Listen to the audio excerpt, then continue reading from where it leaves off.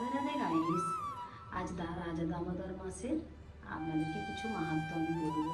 তো রাধা দামোদর মাসে আমাদের রাধা দামোদর ইচ্ছা দেখছেন, আর আমার ঠাকুরজিকে তো আগে দর্শন আপনারা করেছেন। তো প্রতিদিন রাধা দামোদর মাসে আমরা প্রদীপ জ্বালি। তো রাধা দামোদর মাসে প্রদীপ জ্বালার সাথে সাথে আমার গুরু মহারাজ বলেন যে এই তুলসী কাষ্ঠ দেখছেন, এই তুলসী কাষ্ঠ আমার ছাদে অনেক শুকনো তুলসী কাষ্ঠ ছিল, তো আমি আমার ছাদ থেকে নিয়ে এসেছি। তো এই তুলসী কাষ্ঠে দেখুন, এক একটা তুলসী কাষ্ঠতে আমি রুই লাগাবো। রুই লাগিয়ে ঘিয়ে দিয়ে ডুবিয়ে একটুখানি করে তাতে কর্পূর লাগিয়ে আর আমি সেটা প্রদীপটা জ্বালবো। এরকমভাবে আপনারা কী করবেন, এক একটা করে তুলসী কাষ্ঠ নেবেন, নিয়ে এইভাবে জড়িয়ে দেখুন এরমভাবে পুরো পাকিয়ে দিই। আর আমি দেখুন এই যে আমার ঘিয়ের ডাব্বা রেখে দিয়েছি, তো ঘিয়ে এরমভাবে ঘি লাগিয়ে আর একটুখানি করে কর্পূর নেব, আর কর্পূর লাগিয়ে সেটাকে আপনারা মন্দিরে যেতে পারেন বা ঘরের ঠাকুরকেও আপনারা এইভাবে আমি তুলসী কাষ্ঠতে প্রদীপ জ্বালিয়ে আমি আরতি করি প্রতিদিন সন্ধ্যাবেলা, আর ইস্কনে গিয়েও এটা আমি আরতি করি।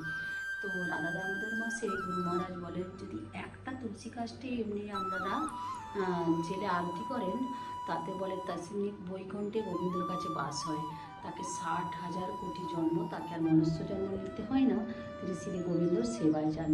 কেননা এই মাসে একটা চুয়ার তার হাত থেকে পড়ে যায়, একজনের হাত থেকে সেই প্রদীপ জ্বলে গিয়েছিলো বলে সেই চুয়ার এতে তার কত জন্ম তিনি গোবিন্দর পাশে থেকেছেন।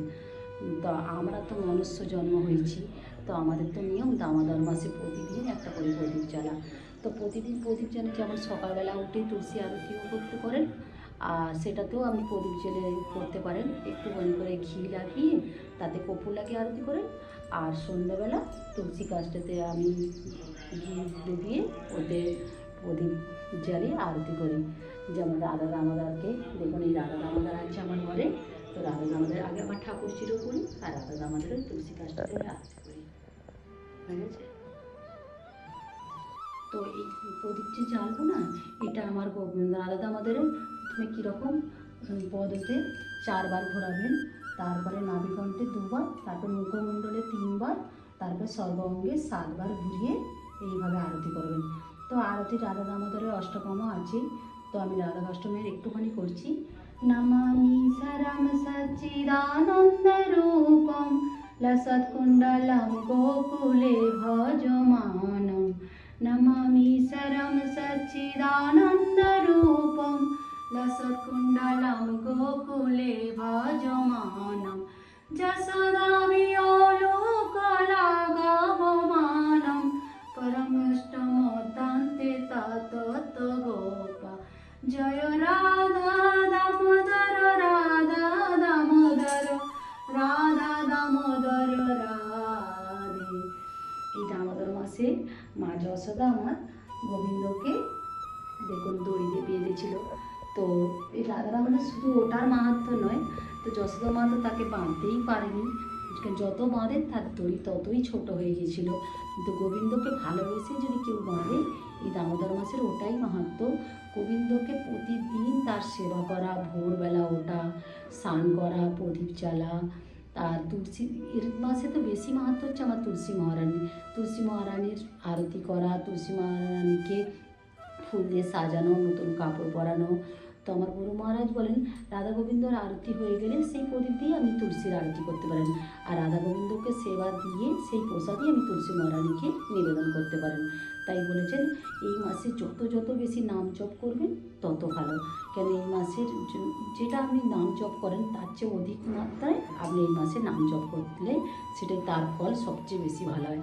কেন এই মাসের মাহাত্ম্য সারা বছরে তার থেকে ভালো।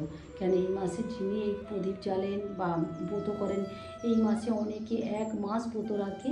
কেউ আতপ চালের ভাত খায়, রাত্রে শুধু মুগ কড়াই খায় বা হলদি, কারণ আমি করি এই মাসে হলদি খাই না, সন্দক নমক দিয়ে আপনি সেদ্ধ খেতে পারেন। তো যে যেরকম পারে করেন, তবে পুরো মাসও যদি আপনি না করতে পারেন, লাস্টের কমসে কম 9 দিন একাদশী থেকে আপনি লাস্টের কদিনও পূর্ণিমা পর্যন্ত এই মাসটা করতে পারেন।